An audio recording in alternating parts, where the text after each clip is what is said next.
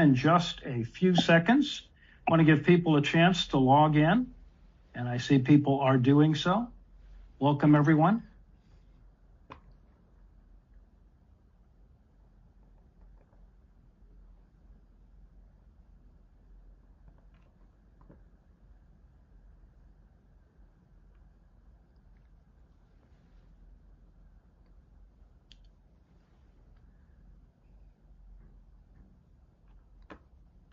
All right, I think we can begin. Well, good afternoon, everyone. I'm David Feldman, the Director of Water UCI. I want to welcome you to our first Speaking of Water webinar of the 2025-26 academic year, and to our first ever event co-sponsored with the Water Energy Education Alliance. It's a great privilege to be working with them, and we look forward to additional events. Our featured speaker today is Victor Lopez, Workplace Ecosystem Innovator, who will be speaking on access, visibility, opportunity for all in the water sector. Mr. Lopez explores how the newly released HR Playbook, guided by the Access, Visibility, and Opportunity Framework, can help the water sector recruit, modernize, and retain the next generation of water professionals. This webinar invites educators, workforce leaders, HR professionals, and students into deeper collaboration and addresses how we can build a future-ready, inclusive workforce in California's essential water sector. Our speaker, Victor H. Lopez, brings 2 decades of experience in human resources, culture building, employee relations, professional coaching, and executive leadership development. Most recently, he was appointed as an adjunct instructor to teach business at East LA College. He has a demonstrated history of strategically aligning HR practices with organizational goals to build strong workplace cultures. Mr. Lopez has worked with major corporations including Chevron, Meta Platforms, and NBC Universal, along with universities such as MIT and the University of Southern California. He has also supported various nonprofit organizations nationally, and his experience extends internationally, having worked in Venezuela, Colombia, Argentina, and Nigeria. Victor Lopez holds a BA in psychology from the University of Texas, Austin, an MS in human resources from the Daniels School of Business at Purdue University, and a JD from Loyola Law School. I encourage you to read his bio and the summary of his talk to learn about his really interesting and important work. Following his remarks, I will moderate a Q&A session. Please place your questions in the Q&A box at the bottom of your screen.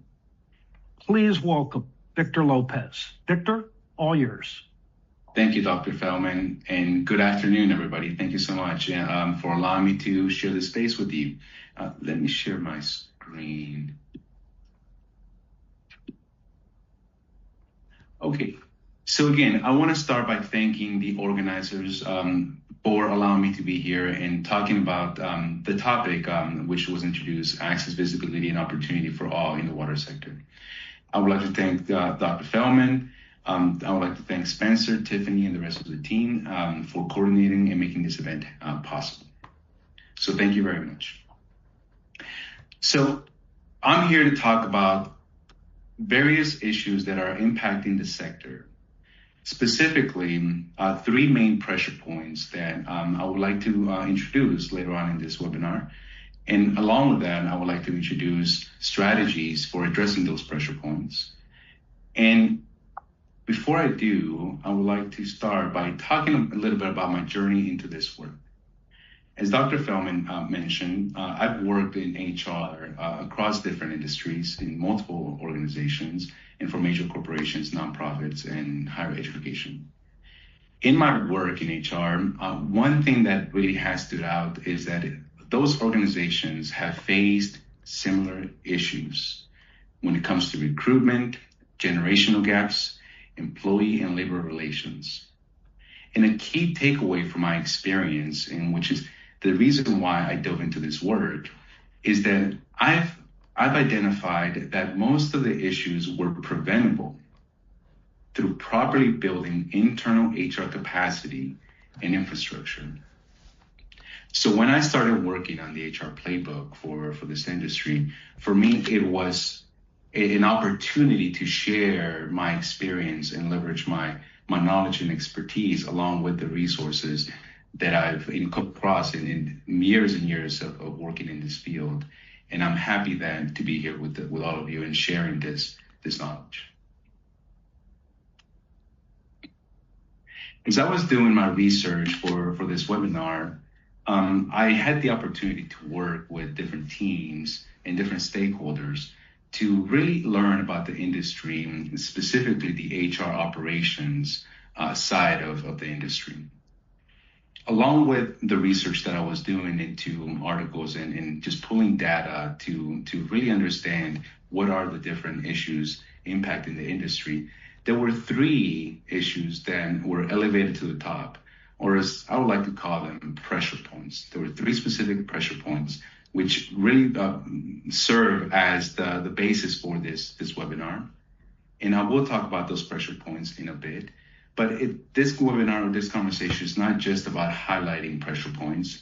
I'm also going to be strategically aligning the HR playbook and elevating strategies that you can pull from the playbook to address those pressure points. So as I mentioned, as I was doing research and talking to critical stakeholders, the first pressure point that really surfaced was that this industry is currently experiencing an aging workforce. Research shows, various articles show that 30 to 50% of the water and wastewater workforce is eligible to retire in the next 5 to 10 years. Additionally, the average age of a water utility employee is between 48 and 50 years. Also, many utilities rely on legacy expertise with limited succession or knowledge transfer plans. So what does all this mean? This means that institutional knowledge loss is at risk. And I wanted to provide just one of many different graphs that I came across, but this one in particular really highlights the number of operators by age group, which reinforces the number of employees that are going to be eligible for retirement in the next 5 to 10 years. So again, as a pressure point, this really serves to the top. Another pressure point is that the industry is currently experiencing a skills gap. So what does that mean? Well, research shows that 76% of energy and utility employees are experiencing a talent and skills gap within their existing workforce. 1/3 of the skills needed for the average job have changed in just the last 3 years. One can think of the AI revolution that is happening right now. While another research shows that only 43% of America's workers have had access to the skills training necessary to fill in demand careers.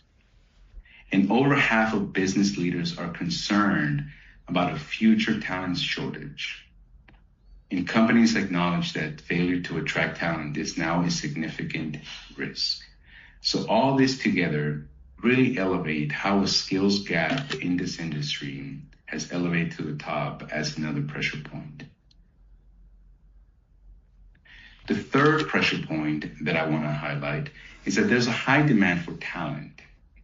Water and energy utilities now compete directly with construction, manufacturing, and clean energy industries for the same skilled trades and technicians. Also, the clean energy sector grew 4.9% in 2023, outpacing overall U.S. job growth. Another data point is that younger workers often don't know about utility careers or perceive them as outdated. And then lastly, wage competition and remote work options in other sectors make retention even harder. So why does all of this create an urgency for the industry? Well, it's important to recognize that the sector faces the perfect storm. I think we can all agree that mass retirements equals knowledge loss, the digital transformation age really equals to new skills demands. Labor competition really translates to a shrinking applicant pool, and outdated HR infrastructure really translates to unaddressed pressure points. And it's important to understand that without clear strategies and internal investments, critical HR infrastructure and workforce sustainability are at risk. So as I mentioned earlier, I'm not just here to talk about the pressure points or to point out the different areas that are need to be addressed in the industry. I'm also here to provide workable strategies and solutions, starting with talking about the HR playbook, which is grounded in a framework that we're calling the Access, Visibility, and Opportunity Framework. I'm going to be covering each one of the pressure points that I just highlighted, and I'm going to be putting them through the AVO framework to really elevate strategies that you can take back to your workplace to address, or at least try to address, some of those issues. Let me first talk about the HR playbook. The HR playbook was released to the industry back in June of this year. It serves as a practical guide for California's water, wastewater, and energy agencies, so the sector. The playbook covers the full employee life cycle from recruitment to offboarding. And as I mentioned earlier, it is anchored in this framework that we're calling AVO, which stands for Access, Visibility, and Opportunity. At its core, the HR playbook really tries to align HR practices with compliance, provide function-specific best practices, and the North Star is to provide strategies to address critical HR infrastructure and workforce sustainability. But first, let me ground us on what the Access, Visibility, and Opportunity Framework is. As I've been mentioning, AVO stands for, or Access rather, really focuses on creating on-ramps for job applicants and employees. It also focuses on providing practical tools and also creating more outreach programs or outreach in general.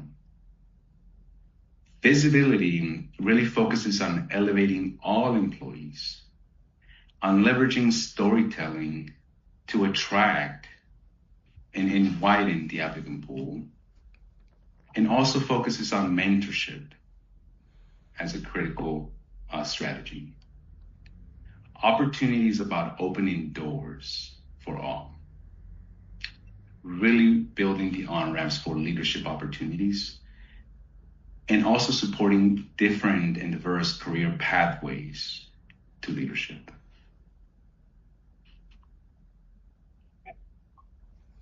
As a visual, when you have access, visibility, and opportunity working in perfect harmony, what that really creates is a workforce equity framework for all. As I mentioned earlier in this webinar, this really is for all employees, all applicants, and we're trying to create a workforce that works for all. So let's talk about recruitment and putting it through the access lens. Well, there's different tools and strategies that one can implement to create access in recruitment. So for example, using Handshake in student organizations for direct outreach. Handshake is an app that a lot of students currently use to search for jobs. Also, another strategy is to partner with community colleges and nonprofits to recruit talent. Another strategy is to target dual enrollment programs at local high schools. Again, the goal here is to broaden the talent pool.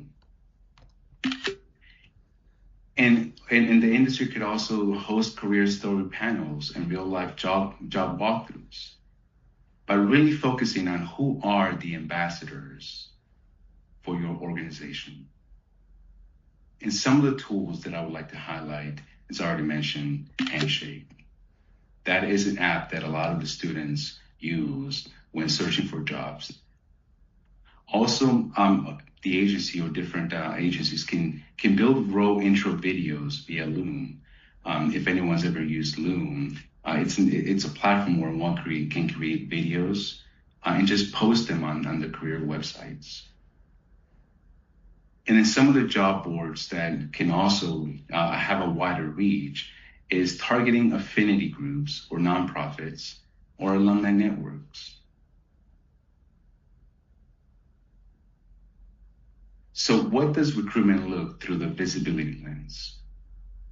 Well, a strategy is to refresh job descriptions to reflect the organization's mission and values. Use storytellings to humanize job roles by putting a spotlight on often overlooked talent.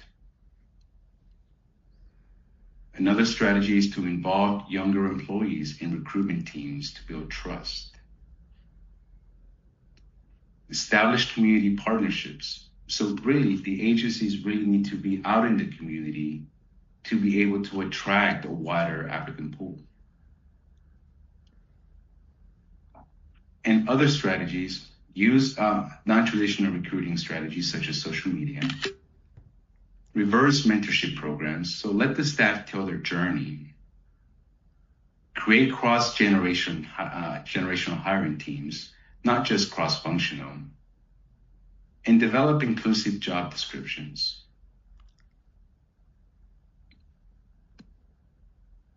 So what does recruitment look when you put it through the opportunity lens? Well, embracing skill-based hiring by focusing on ability over degree. Developing learning communities for internal upward mobility. That's where a group of employees come together to really discuss what it takes to move up in the career.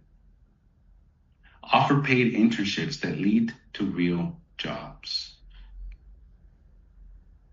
And then utilizing technology such as Opportunity at Work, which is a platform where you have a lot of opportunities to hire skill-based applicants.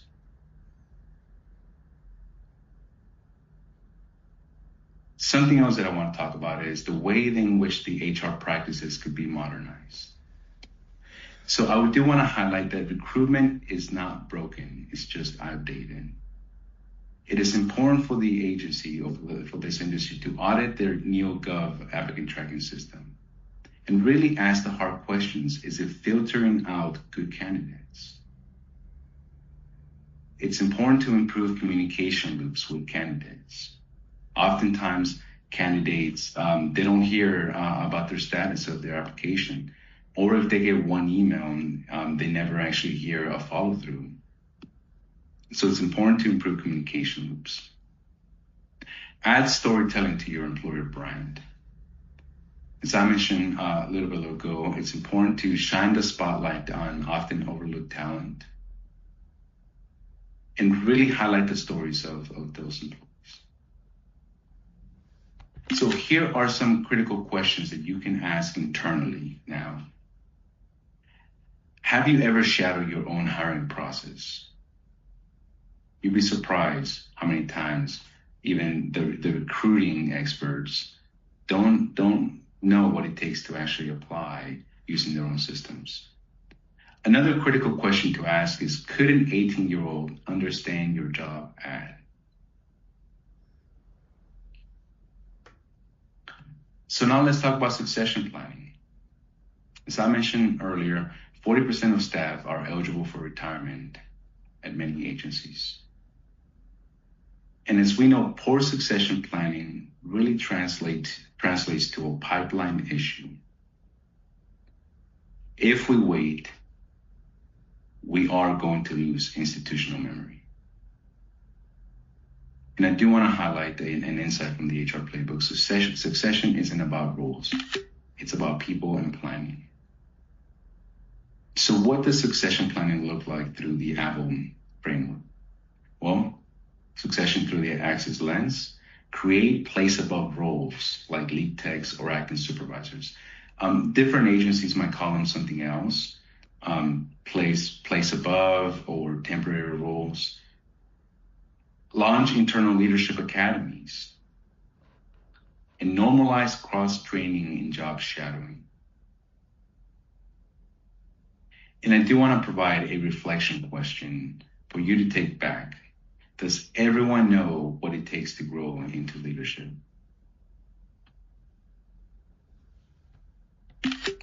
What does succession planning look like, putting it through the visibility lens? There must be objective talent reviews implemented. Manager accountability to nominate talent is critical to elevate, as I mentioned, the often overlooked employees. And employee spotlights at team meetings are also a good way to elevate employees. And here's the reflection question that I want you all to think about and take back to your work groups. Have you asked who's ready for a leadership role, but not seen? So who are the ones that are overlooked? Now, what does succession planning look through the opportunity lens? Well, it's important for agencies to try to create interim roles for real-time leadership. Also, if possible, to create leadership or provide leadership stipends or paid development, and embed succession in manager performance goals. Here's the reflection question that I want you all to take back. Are we investing in tomorrow's leaders?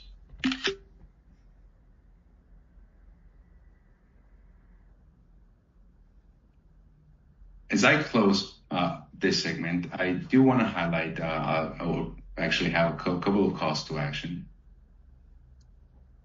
It's important for this agency, for the different agencies, to build trust, not only with applicants, but also with employees. Broaden access, as I mentioned earlier. Think outside of the box. Be out in the community. Target the non-traditional hiring pathways. Focus on community college students or the dual enrollment students. Spotlight talent, focusing on the often overlooked employees. Ask the tough questions. Who is ready now but often overlooked? And drive opportunity. Open doors, be intentional. And here's a call to action, a more specific call to action. Senior leadership can empower a cross-functional team to evaluate the 3 pressure points areas discussed: recruitment, hiring practices and systems, and succession planning, and lay the foundation to address these gaps and opportunities.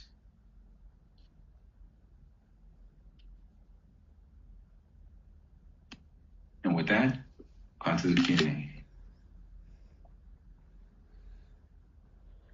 Victor, thank you very much. It was excellent.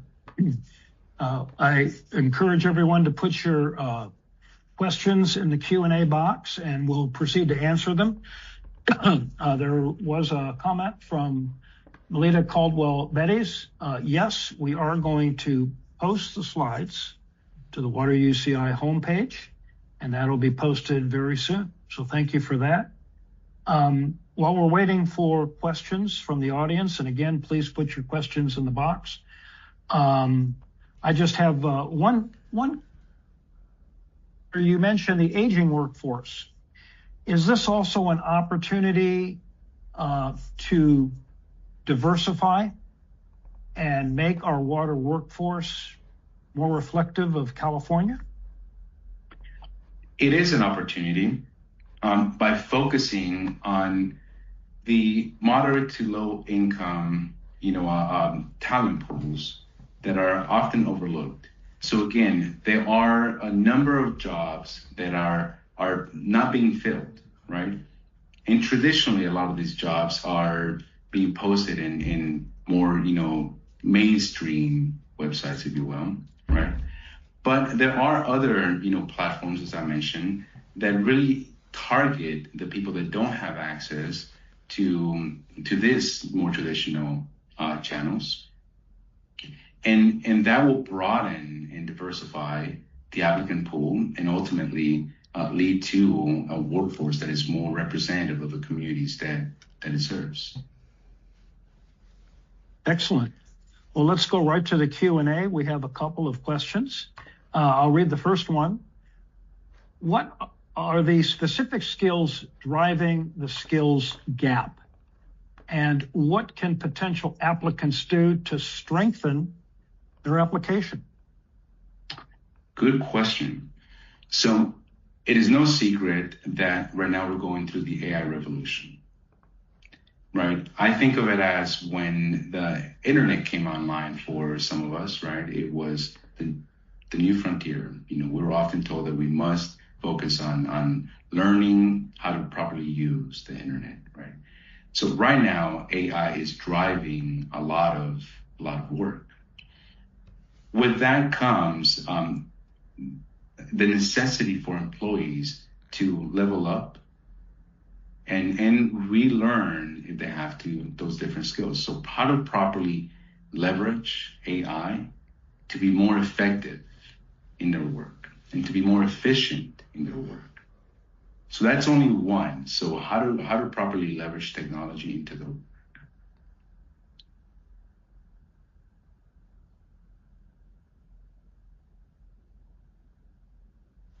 I think you are muted for some reason, Victor. Me? No. Can you hear me? Yep, now we can hear you. Did you hear what I said? I did. Okay, perfect. We have another question, excellent question related to HR. What tips do you have for HR pros and hiring managers to co-design a more modern, agile recruitment experience that reflects the expectations of today's talent? Perfect. So as I mentioned earlier, it's not just about creating cross-functional teams to design your hiring practices. You must also create cross-generational teams, right, and bring in different voices into the hiring, process. And the reason is that oftentimes the younger workforce, they have different ways of approaching. The recruitment process. So they're the ones that are more up to speed on technology, on the different forums where people look for jobs. Social media, that's a big one. So today, as a matter of fact, a lot of the younger people looking for employment, they're not going to your LinkedIn or your Indeed. They're actually relying on social media to find opportunities. And so by creating a more diverse hiring team in terms of different generations, you will have more ideas injected into your process to be able to attract a wider applicant pool. Very good.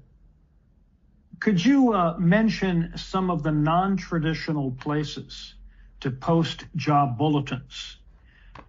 This anonymous attendee says, we have tried Handshake, community college bulletin boards, and Home Depot community boards. What are your thoughts on that, Victor? Nonprofits are a huge source for talent. That's one. Nonprofits serve different populations, they serve different communities. And oftentimes, the people in those communities don't have access to the opportunities. Another one, as I mentioned, is targeting the dual enrollment programs at high schools. These are typically juniors or seniors in high school that are about to graduate and go into the labor force. And they're taking college level courses. And so by posting jobs there that they could potentially apply to once they graduate, you will increase your applicant pool. So nonprofits, dual enrollment programs. Very good. We have another question. Can you share a real example of how the playbook helped transform a team or a process? Good question. Stand by on that as we actually get input from the field on how it's being utilized. We will definitely have a real life example. Now, the reason I say that is because when the playbook was rolled out, we left it up to the agencies to implement the strategies that they saw of most value, right? A lot of agencies have their own HR practices, and some of them may not even have a particular need at the moment, but others may. And so when, as I mentioned earlier, we're looking into expanding the playbook, we're going to be collecting feedback from different agencies on how the HR playbook was leveraged and if it was useful. So we will be able to provide real life examples. So just to amplify, it sounds like one of the things about the HR playbook that is very important is that it's an evolving tool that is very actively engaged in eliciting feedback on how it's working and what people are experiencing. Is that correct? That is correct. This playbook is for the field, but it is an evergreen document meant to solicit feedback, as you pointed, right? To only make it that more useful for the field. Very good. This next question, as a university professor, really touches my heart. As a student, how would you suggest that someone interested in this field can get more involved in programs? That's a good question. Can get more involved in programs, I guess, such as, is there a follow-up to that? Well, let's see if it wants to expand at all. I suppose for the time being, we could assume programs could mean involved in working in the industry. Sure. In various aspects. Let's start with that. Sure. So as a student, there are different student organizations across campus. And one that actually is very near and dear to my heart is the HR organization that serves different community colleges and universities. Their role really is to amplify the different opportunities across different sectors. So I encourage students to actually reach out to, if the university has an HR student club, to reach out to them and to invite speakers from the industry to really elevate the opportunities available to students. That's one. The second is, don't be shy. Go to a particular agency's website and look up who is in their leadership ranks. Find them on LinkedIn and send them a request to connect. Send them a note. You'll be surprised that a lot of people that I talk to, they actually respond. They respond very favorably when somebody reaches out to them, looking for ideas or just to make a connection. And the reason is that I hear from my peers that a lot of the social skills are not what they used to be. And so practice reaching out to different people across different agencies, and you'll be surprised. Kind of a follow-up to that, Victor, is the industry doing all it can to encourage students with things like internship opportunities, summer programs, visits to water agencies and water organizations, just to kind of shadow and follow people around, kind of see what they're doing? What are your thoughts on that? I think the bigger agencies are doing a great job, but I'm also aware that there are smaller agencies in more remote locations that may not have the capacity for those kinds of opportunities. And those are the agencies where we need to, as collectively, we need to, have in the top of our mind, right? How do we actually, not only keep the talent in one particular area or location, but also introduce potential talent to different agencies across the state and in other locations that also may not be as accessible to some. Mm-hmm. Great. We have another question from an anonymous attendee that kind of resonates with what we've just been discussing, but I think it's a very important question. What strategies have you seen work best for strengthening partnerships between utilities, educators, and workforce agencies to build early career awareness? Seminars. I would say seminars is one of them, where you invite different speakers from different functions to really just connect with the audience and provide, again, their own stories.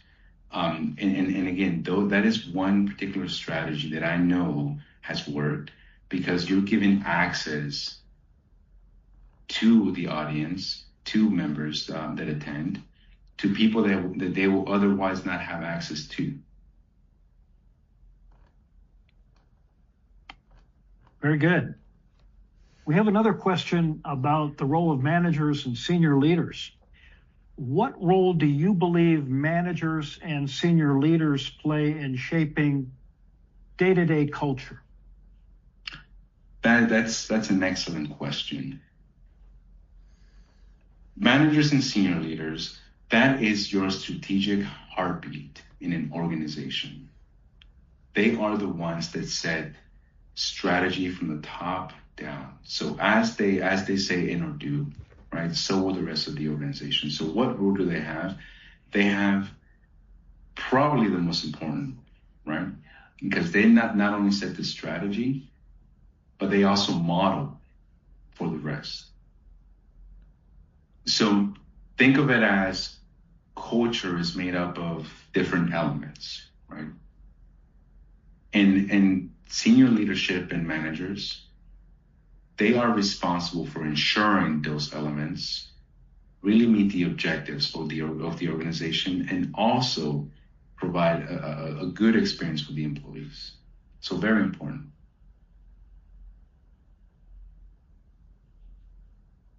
Very good. And have you seen organizations that tend to be sort of the tip of the sword when it comes to this culture evolution? Are you optimistic that that's kind of happening the way it should? I think there's more awareness, specifically from the employees, on what good culture looks like. And so a lot of the changes are not necessarily happening from the top down, but rather they're being, it's an expectation from the employees. So I'll give you an example. We all went through COVID, right? At least, we all remember what that was like. And before COVID, organizations were very process-driven.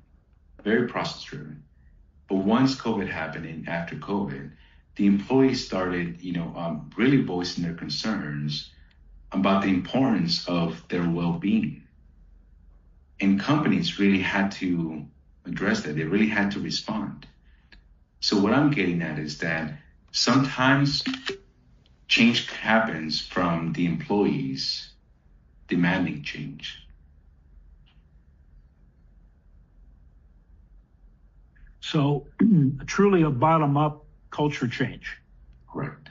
Yeah, very good.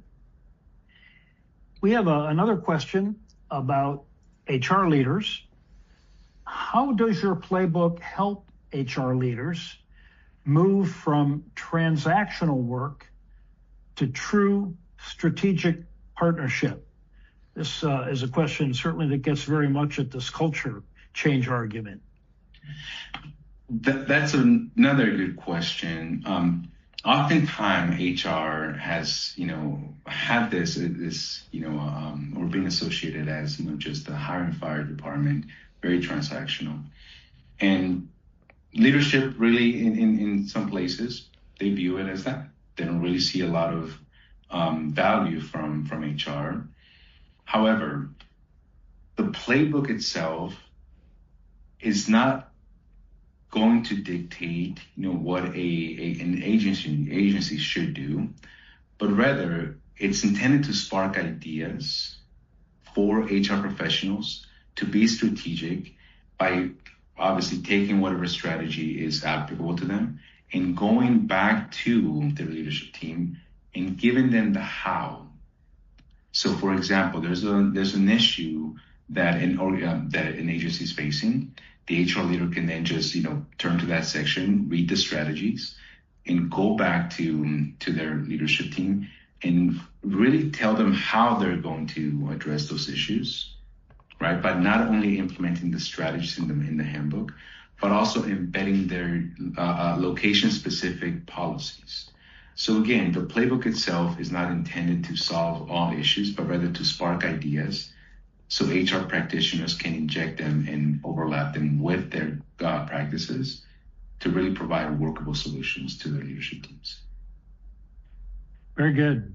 Very systematic. There really is a process that is in place in many instances and can work quite well. We have another question related to education, and I think really fascinating one. Many water agencies want to reach students earlier, before they even reach college, but aren't sure where to start. What are some practical ways agencies can collaborate with schools or workforce partners to introduce students to water careers? That's a good question. Mm-hmm. Get out into the community. The workers, the management, supervisor, leadership team at the different agencies, they live in communities, right? Their moms, their dads, their brothers, their sisters, aunts, uncles. And what they all can do is they can really visit the schools and sponsor something at the schools, whether it's a fiesta night or, carnival, whatever it is, right? Just get out in the community and sponsor something if appropriate, right? And then get your banner out there. And then, start talking to other parents, and you'll be surprised how the conversation then just takes off. And related to this question, something that just resonates with, I'm sure, your experience and mine as well. I imagine that a lot of high school and middle school students don't necessarily even know what water agencies do. So what you're describing is a good way of really educating about what we do and how you can be involved. That's the North Star, right? Very good. This is another educational question. For the educators and others in the audience, what are one or two simple ways they can get involved to support students and the future water workforce? This is really a we question. What can we all do to get students into the future, to support students in the future water workforce? That's another good question. Give them work. So what do I mean? A lot of projects in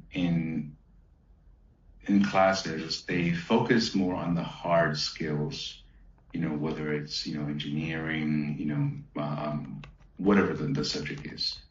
But they don't, or they often overlook other critical skills, such as management skills. So if your curriculum allows, develop a project for them where they have to all of a sudden be on one of these hiring teams, and make them go and search the job descriptions, and make them develop a process for hiring somebody into this particular job. And you will see that, they're not only going to flex different muscles, such as they're going to start thinking of what it takes to get into those jobs, but they're also going to start thinking strategically on how to hire into those jobs. And for them, it's going to be an exposure once they're actually looking for jobs and what it takes to apply for those jobs. Mm-hmm. So develop a project for them if appropriate, where they have to practice those skills of hiring somebody into those positions. You know, your answer sparks another thought, and I'd be interested in your response to this. You mentioned that most people, when they think of water agencies and they think of the workforce skills, they naturally think of engineering, which is obviously very central to the water sector. And you mentioned there's a need also to focus on management. I suppose also skills in communication, public outreach, public education. Are these things that are emerging as increasingly important needs in the water industry? Not only those, but also teamwork. Teamwork is central. One thing that for me is really elevated to the top as well is that work is now done in teams. I can't think of many jobs that are done in silos. I mean, there may be a few still out there, but everything now requires people to work in teams, right? So communication, right? That's one thing. Agreeableness, that's another critical skill, right? So how to properly work in teams is a skill that needs to also be practiced at the student level so they can walk out ready for when they join the workforce. And kind of a follow-up to that, it sounds like one of the things you're suggesting is that there's virtually no field of study in high school or college that wouldn't be important to the water sector. That is correct. That is good. So everything's up for grabs. So people in the humanities and the social sciences, welcome aboard. That's right. And again, those are the more non-traditional paths that we talked about earlier, right? So don't just think of your traditional degrees. You may also want to explore talent in the more non-traditional degrees. So I think, one of the questions earlier is where can we post jobs, right, for students to have visibility to them? Well, not only the engineering hall, right, but also the liberal arts hall. Mm-hmm. Very good. Another education question. I love this one. Are there opportunities available for high school students to start building experience or exploring careers? The dual enrollment program that I mentioned earlier exists across many high schools. And, at its core, it's a group of high school students that are taking college level courses. So if you identify a high school in your local area that has a dual enrollment program, you may want to reach out to the administration to see if you can actually have a targeted outreach to the students, and then give them an opportunity through job shadowing or bring somebody from the agency into their classroom to talk about their experience. So I'll give you an example. I actually teach a dual enrollment class, and my class is intro to business. When we were talking about marketing and franchising, I outreached to Chick-fil-A because that was the company that we were using for example. And I got a response from the company, and they want to bring somebody from a local retail owner to the classroom to talk to the students about what it takes to be a franchise owner. And so again, those are examples that I bring and ideas on how you can start engaging high school students early on into and provide visibility into the different careers. We have another question from an anonymous attendee.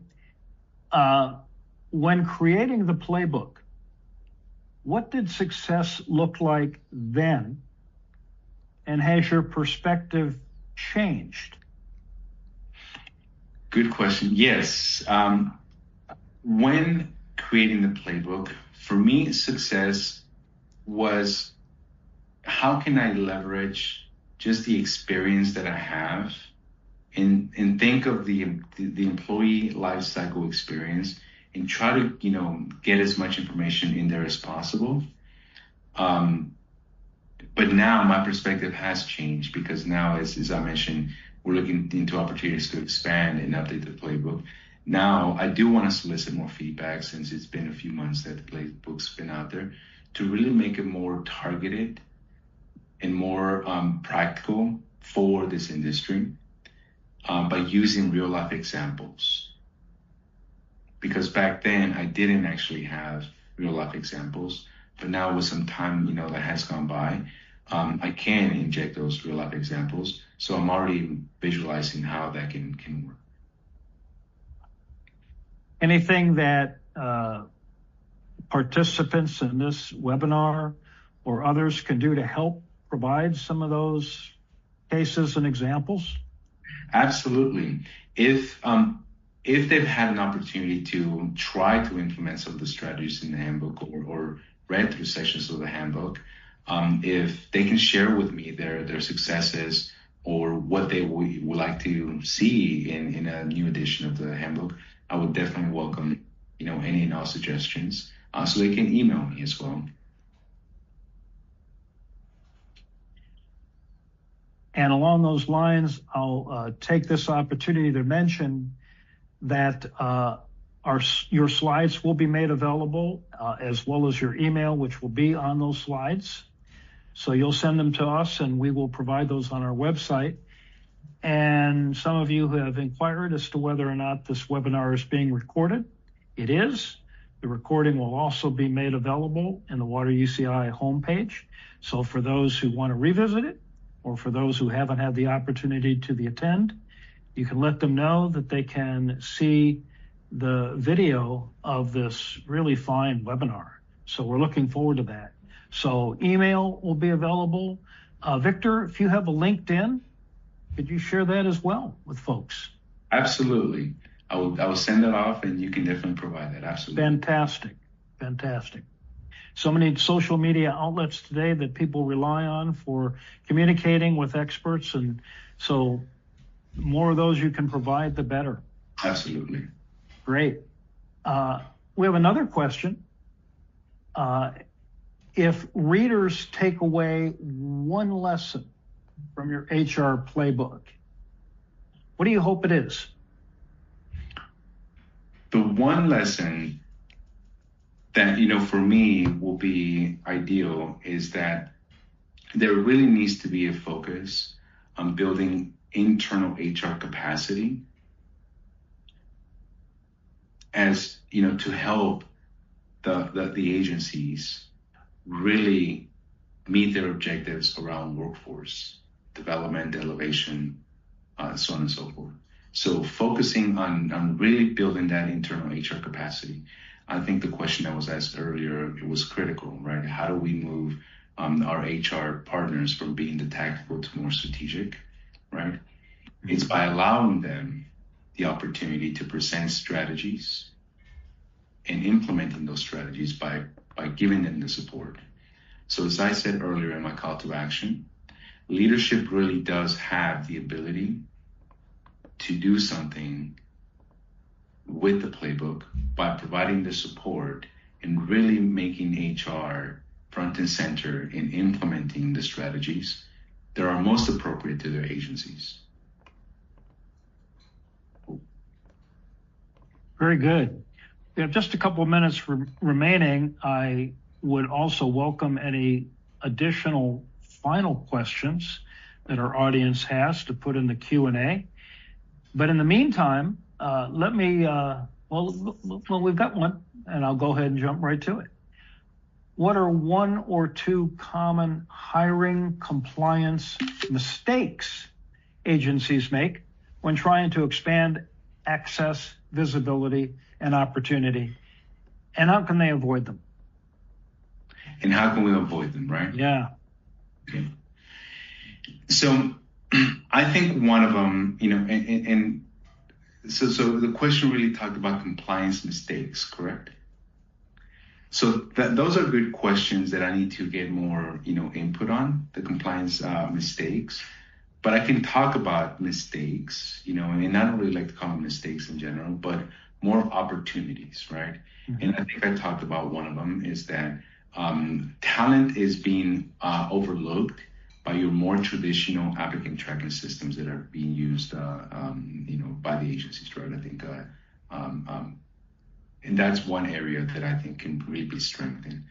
Now, I'm not going to tell you whether, they're not being compliant or not, the users, but I can tell you, however, that a good strategy will be to audit those applicant tracking systems to ensure that that actually you have somebody reviewing the applicants and not just relying on automated tools to really elevate your top applicants. Because, as I said, oftentimes good candidates are going to be overlooked. So again, maybe the next round of the playbook can talk about some of the compliance issues that we uncovered. But right now, at the very least, I can tell you that an opportunity is to audit those applicant tracking systems to ensure that talent is not being overlooked. Well, very good. Well, this has been really illuminating, really a fascinating webinar. And I hope we'll continue to have more conversations, Victor, with you and also with WIA. This is a tremendous organization, a tremendous effort. Your work is very important, particularly as you mentioned at the very top of the webinar, with an aging workforce. And we could probably add, and growing and persistent water issues in California, which really demand a need for new and innovative talent. I want to thank you very, very much for this webinar. Again, slides will be posted. Information will be made available. I want to thank all of you in the audience for participating. Great questions, really tremendous. And again, this is work that we're all really devoted to continuing, and we look forward to working with you, Victor, and with WIA. Thank you very much. And thanks to the staff of Water UCI, Chenduk and Spencer in particular, for helping organize this, and to the School of Social Ecology for publicizing the event. Thanks, everyone. Thank you all. It's been a pleasure. Bye-bye. Bye-bye.